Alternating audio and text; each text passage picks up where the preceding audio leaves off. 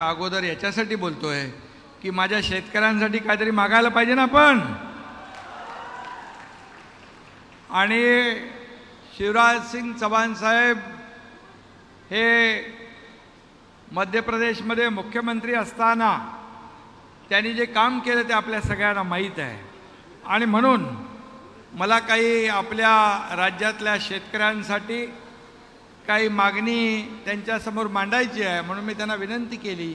मैं पहले बात करता हूँ, आपसे कुछ मांगना है ना भाई। केंद्र से आप, केंद्र और राज्य हमारा डबल इंजन का सरकार है, और इसलिए इससे पहले भी मोदी जी ने हमें जो मदद की है, और अभी तो हमारे अधिकार के आपल्या हक्काचा कृषी मंत्री आता केंद्रामध्ये बसलेला आहेत, त्यामुळे त्यांचं आपण मनापासून स्वागत करूया।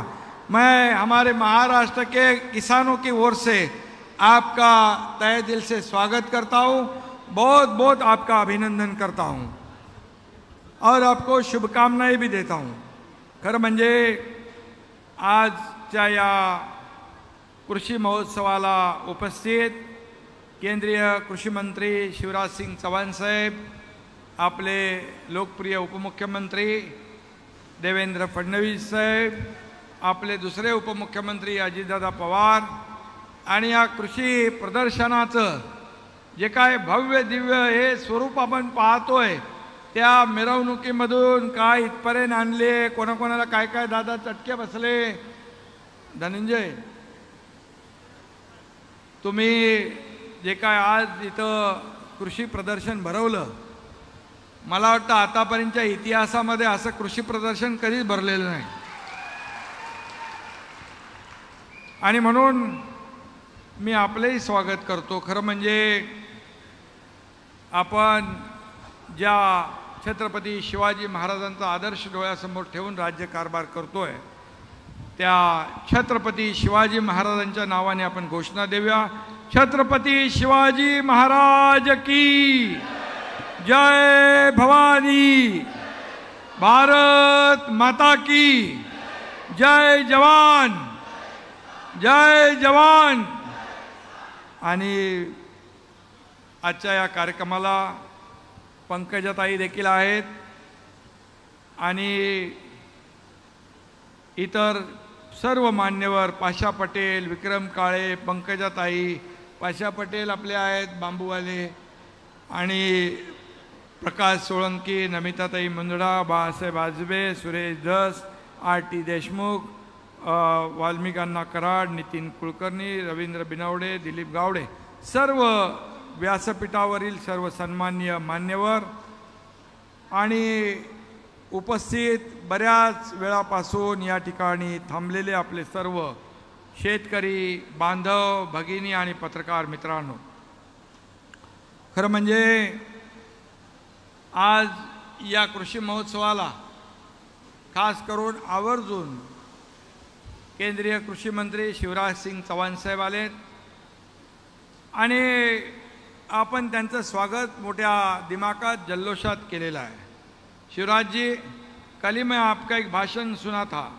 आपने कहा था माननीय प्रधानमंत्री नरेंद्र मोदी जी के नेतृत्व में विकसित भारत का निर्माण हो रहा है, और कृषि विभाग कृषि भारतीय अर्थव्यवस्था की रीढ़ है, बैकबोन है, और किसान उसकी आत्मा है।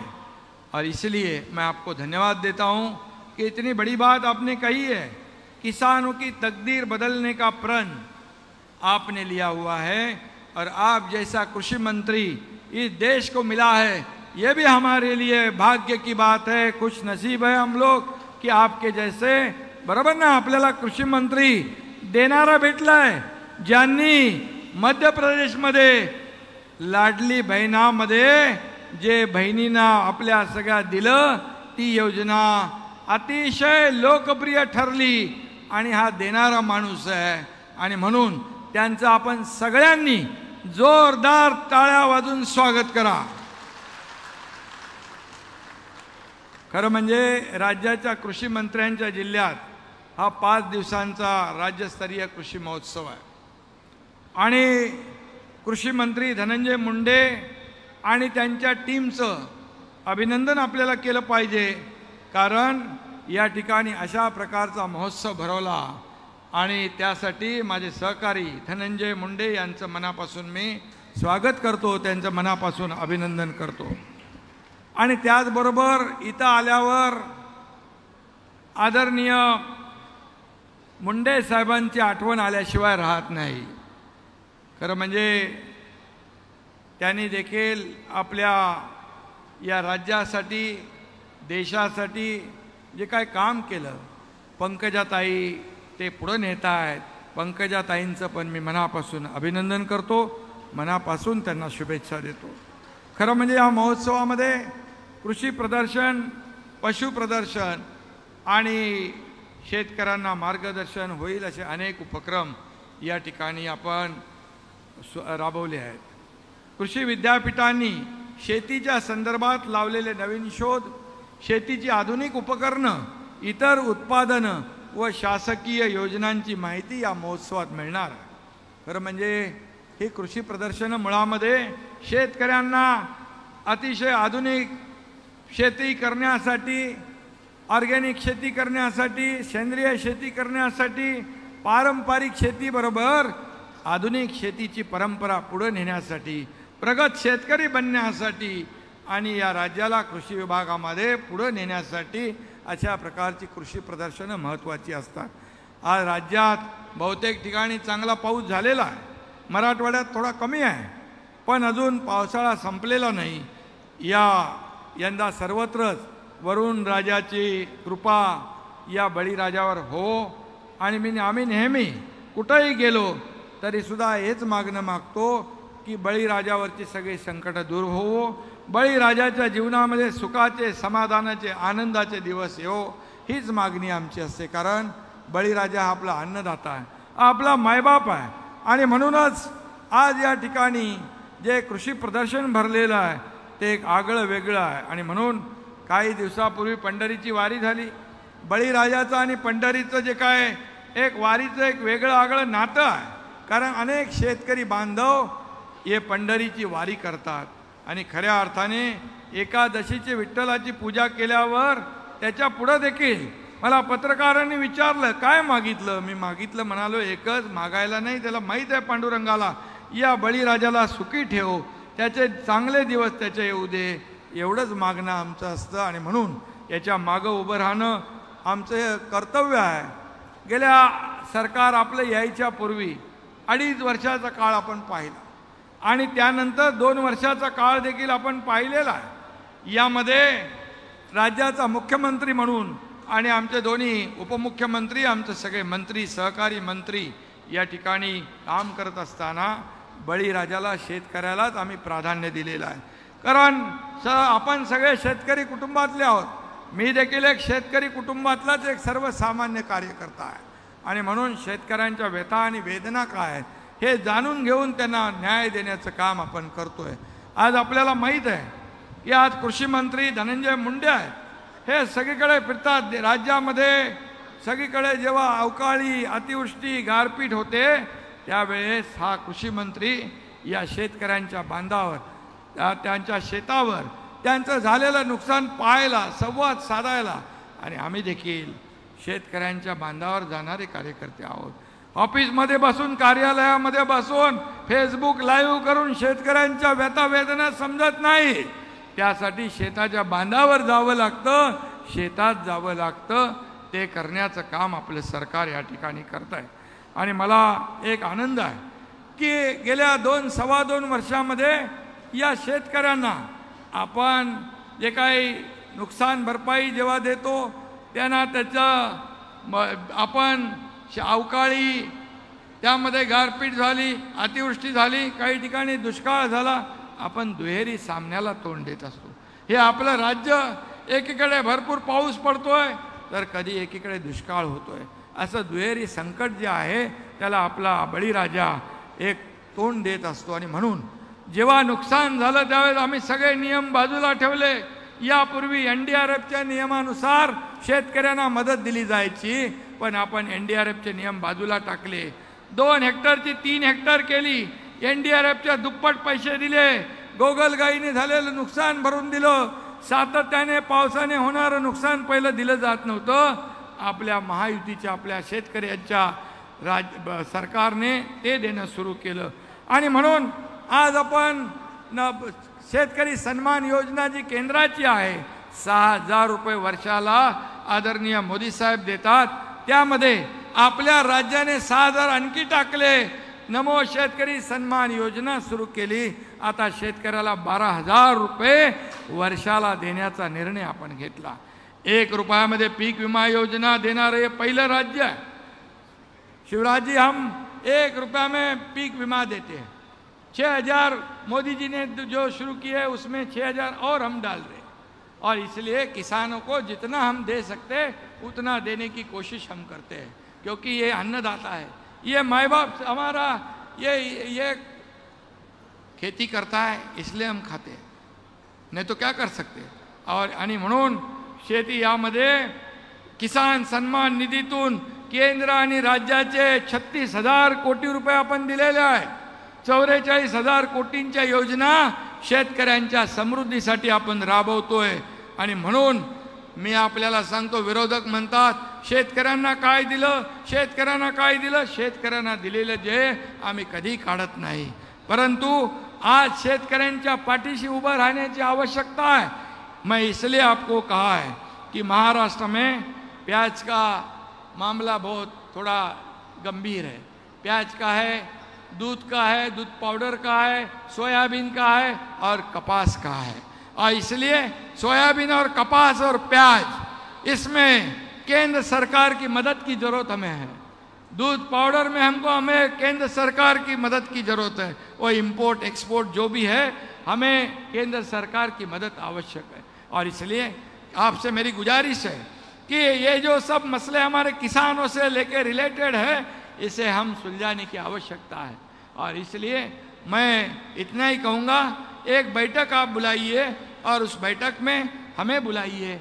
अमित भाई होंगे, अमित भाई को भी हम लोग बोलते हैं. आदरणीय प्रधानमंत्री जी से भी हम गुजारिश करेंगे की आमच्या शेतकऱ्यांच्या सोयाबीन कापसाला चांगला भाव मिळाला पाहिजे आणि या शेतकऱ्यांचं कल्याण झालं पाहिजे. आणि आज या ठिकाणी आपण धनंजय 5,000 रुपये 5,000 रुपये हेक्टरी सोयाबीनला आणि कापसाला देण्याचा निर्णय घेतोय. आणि 2 हेक्टर पर्यंत ती मर्यादा असेल. आणि त्यामध्ये तुमचं ते पीक पाणी वगैरे आपण थोडं बाजूला ठेवतोय. 7/12 ज्याची नोंद आहे सोयाबीन कापसाची, त्याला हे पैसे देण्याचा निर्णय आपण आज घेतोय. आणि म्हणून आज या ठिकाणी शेतकऱ्यांसाठी हा खऱ्या अर्थाने, आणि त्याचबरोबर ज्या योजना शेतकऱ्यांसाठी आता आपण शेती पंपाने जे शेती करतात त्या शेतकऱ्यांना 7.5 HP हॉर्स पॉवरच्या पंपाचं वीज बिल देखील माफ करतोय. आणि म्हणून ते बिल माफ करत असताना विरोधक म्हणतात मागचं काय, पुढचं घेणार नाही तर मागचं काय घेणार. बरोबर ना, पुढचं येणारं बिल आम्ही घेत नाही तर मागचं काय घेणार. आणि म्हणून तुम्हाला एवढंच सांगतो, तुमच्याकडून आता या शेती पंपाने शेती करणाऱ्या शेतकऱ्यांकडून 1 रुपया वीज बिलाचा घेतला जाणार नाही, हे सरकारने ठरवलेलं आहे. आणि त्याचबरोबर सोलर, आज दिवसा मगाशी देवेंद्रजींनी सांगितलं, दिवसा आपल्याला वीज पाहिजे, ही देण्यासाठी सोलर आपण जे सौर ऊर्जेवर आपण पंप चालले पाहिजे, इकडे आपण चाललेलो आहे. आणि म्हणूनच आज जी शेती बिगर शेतीची जमीन आहे, जी बंजर आहे, त्याला देखील एकरी 50,000 रुपये भाडं वर्षाला देण्याचा निर्णय आपल्या सरकारने घेतला आहे. शेवटी मागेल त्याला सोलर, मागेल त्याला शेततळं, अशा अनेक योजना आपल्या सरकारने या ठिकाणी घेतलेल्या आहेत. आणि म्हणूनच आपल्याला कुठेही वाऱ्यावर आम्ही सोडणार नाही. कांद्याचं जे आहे, कांद्याची महाबँक आपण सुरू केली आहे. आज नाशिक, संभाजीनगर, सोलापुर ये शहर में कांदा महाबैंक हमारी सरकार ने शुरू की हुई है.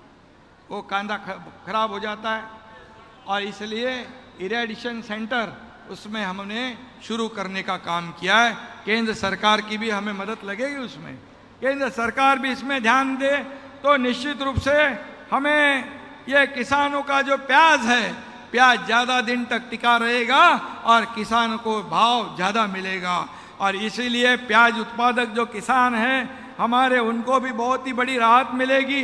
और इसीलिए हम आपसे मदद चाहते हैं। और निश्चित रूप से मुझे पता है कि पिछले सवा दो साल में जो हमने यहाँ से केंद्र को भेजा प्रस्ताव, एक भी प्रस्ताव में कटौती नहीं, एकाही प्रस्ताव आपला कपात न करता मंजूर झालेला आहे।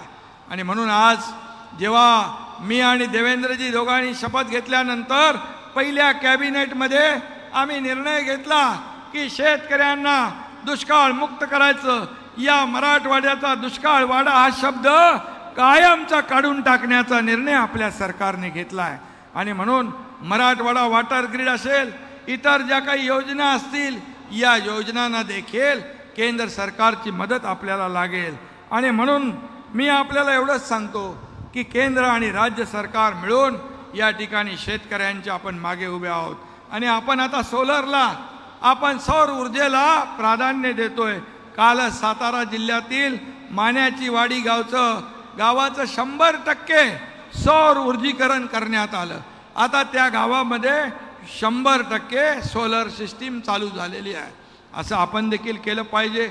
आणि म्हणूनच मी आपल्याला एवढं सांगतो की हे सरकार आपलं आहे, हे सरकार सर्वसामान्यांचं आहे। आणि म्हणून मुख्यमंत्री माझी लाडकी बहन योजना अपन केली, ये योजना आपकी मध्य प्रदेश में सुपर हिट हो गई, यहाँ भी सुपर डुपर हिट हो गई। या सभी हमारी बहनें उसका फायदा उठा रही है।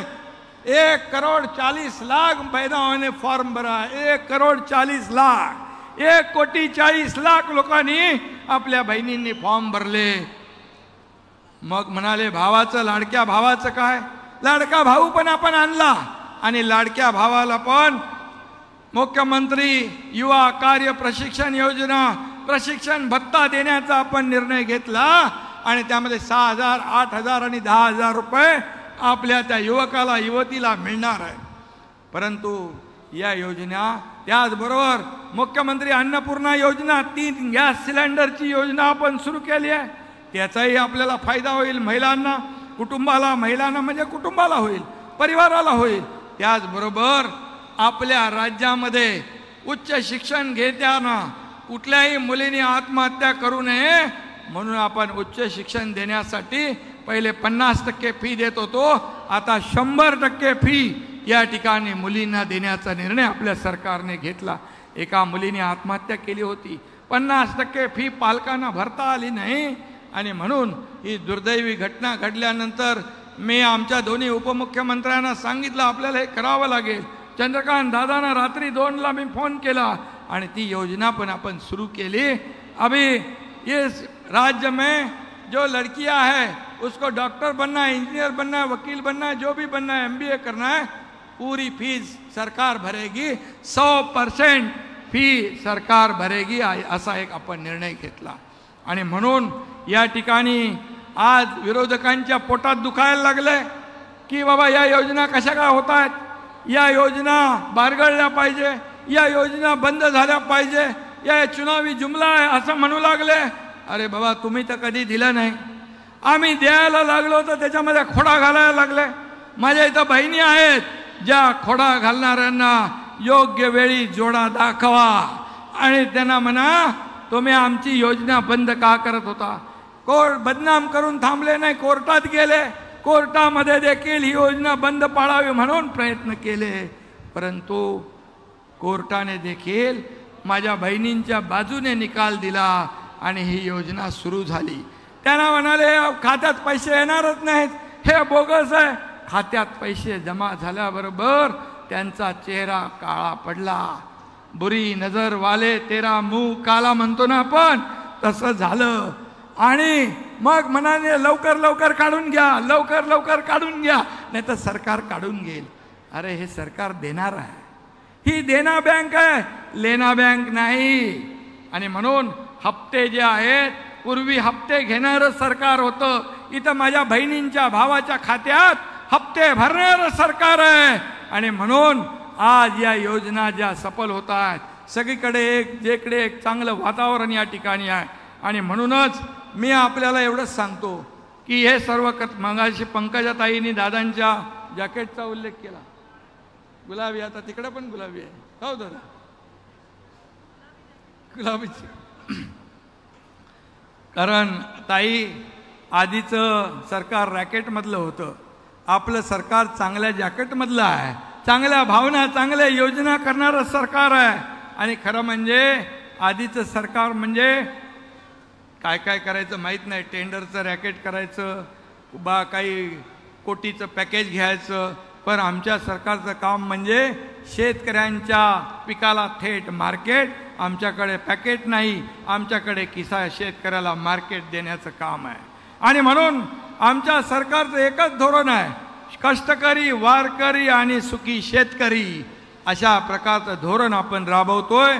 आणि म्हणून मी आज एवढंच सांगतो, मी आपल्याला एवढंच सांगतो, मुख्यमंत्री माझी लाडकी बहीण योजना आली, अन्नपूर्णा योजना आली, लाडका भाऊ योजना आली आहे. आता आज जे आम्ही आज तुम्हाला देतोय, दिलंय, घोषणा केली आहे, आता आमचा लाडका शेतकरी ही योजना आम्ही राबवणार आहोत. आणि सर्व बहिणी लाडक्या झाल्या, भाऊ लाडके झाले, आता माझा शेतकरी देखील लाडका शेतकरी ही योजना. धनंजय, काय अकाउंटमध्ये तुमच्या बघा 2000 रुपये आलेत का बघा, जरा मोबाईलवर बघा, आले काय बघा. हे सरकारचं काम. अभी बटन दबाया, पैसे डायरेक्ट अकाउंट में, बटन दाबलं, खात्यात पैसे. हे सरकारचं काम आहे. त्यामुळे माझ्या शेतकरी बांधवांनो, बहिणींनो, माझ्या बहिणींना पण वाटलं नव्हतं बटन दाबल्यावर पैसे येतील. तिकडं तर बटन दाबायच्या अगोदरच आम्ही सोडून दिले पैसे. 14 तारखेपासून पैसे यायला लागले, पैसे यायला लागले. विरोधक बोलले लवकर काढा, पैसे आहेत का बघा, फक्त आकडे आलेत का बघा. माझ्या बहिणी बँकेत गेल्या, पैसे काढले, खरेदी केली, आपल्या मुलांसाठी केली, आपल्या परिवारासाठी केली. शेवटी अर्थव्यवस्थेला चालना देण्यासाठी सगळ्यात महत्त्वाचं म्हणजे कोण काम करत असेल तर माझ्या माईला भगिनी करत असतील, माझ्या बहिणी करत असतील. कारण परिवार कसा चालवायचा, कशी काटकसर करायची, त्यांच्यापेक्षा दुसरा कोणी समजू शकत नाही. माझे भाऊ इकडे बसलेले आहेत, आपण सगळे बाहेर असतो, पण घर चालवणारी आपली भगिनी असते, बहीण असते. आणि म्हणून हे पैसे अर्थव्यवस्थेत येतील, अर्थव्यवस्थेला चालना मिळेल, खरेदी होईल, विक्री होईल, आणखी अर्थव्यवस्था बलवान होईल. आणि म्हणून मोदीजीने सांगितलंय, हे महिला सक्षम तर देश सक्षम, महिला आत्मनिर्भर तर देश आत्मनिर्भर, आणि महिलांचा सन्मान तर देशाचा सन्मान. आणि म्हणून महिलांना सक्षम केलं तर देश पुढे जाईल. आपला देश महासत्ता, आर्थिक महासत्तेकडे नेण्याचं स्वप्न मोदीजींचं आहे. आणि म्हणून 11व्या नंबरवरून 5व्या नंबरला आपण आलो.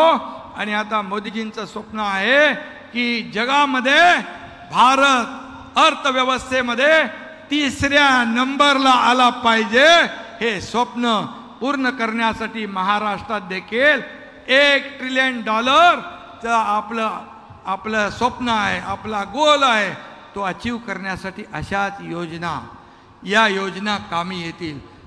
शिवराज जी, आपको एक ही बात मैं कहूँगा, हम 2 ही साल हो गए, हमें 2.25 ही साल हो गए, लेकिन जब पूरे प्रकल्प पहले वाले सरकार ने बंद किए थे, जलयुक्त शिवार ये देवेंद्र जी ने शुरू की हुई थी योजना, उसको बंद कर दिए. बोले इसको इंक्वायरी लगाओ.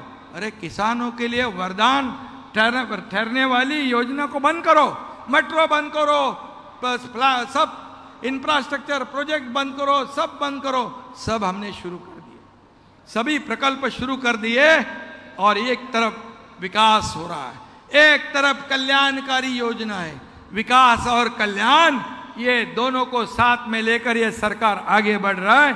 इसलिए मैं सगळ्यांना मनापासून धन्यवाद दें. इसलिए मैंने कहा कि आपसे पहले मैं बोलता हूं, क्योंकि केंद्र सरकार, आप कृषि मंत्री बने हैं, ये हमारा सौभाग्य है. हमारे महाराष्ट्र के नहीं, पूरे देश के किसानों के लिए आप इतना अच्छा काम करोगे क्योंकि जो काम आप मध्य प्रदेश में मुख्यमंत्री की हैसियत से किया है वो कोई भी भूल नहीं सकता है। और इसलिए हम आपको गुजारिश करेंगे कि महाराष्ट्र की जितनी भी समस्या हमारे किसानों के रिलेटेड है उसे हम छुड़ाएंगे। पाशा पटेल हमेशा आगे, आपने पूछा पाशा भाई बहुत भागदौड़ करते, वो अभी पाशा पटेल का नाम बांबू वाला पाशा भाई है। वो आपको बताया उन्होंने, वहां पर ऑक्सीजन पार्क की गाड़ियां खड़ी थी। बांबू से क्या क्या बनता है हमको मालूम ही नहीं था, ये पाशा भाई ने बताया। बांबू से तो इथेनॉल बनता है, बांबू से फर्नीचर बनता है, एयरपोर्ट का फर्नीचर, 5 स्टार होटल का फर्नीचर। उन्होंने मेरे को टी शर्ट भी लाके दिया, बांबू से बनता है। घड़ियाल उनके हाथ में है, घड़ी वो भी बांबू का है, उनका चश्मा देखो वो भी बांबू का है। और इसलिए पाशा पटेल भाई, तुम्ही बांबूची शेती लोकांना आपण करायला देतो। 7 लाख रुपये हेक्टरी आपण बांबूच्या लागवडीला आपण आपलं सरकार देतोय।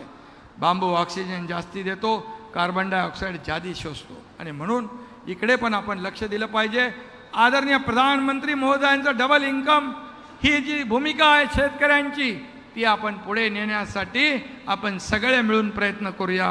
आणि आजपासून लाडकी बहीण होती, लाडका भाऊ होता, आजपासून लाडका शेतकरी ही योजना आपण राबवूया। धन्यवाद। जय हिंद, जय महाराष्ट्र। धन्यवाद सन्माननीय मुख्यमंत्री महोदय।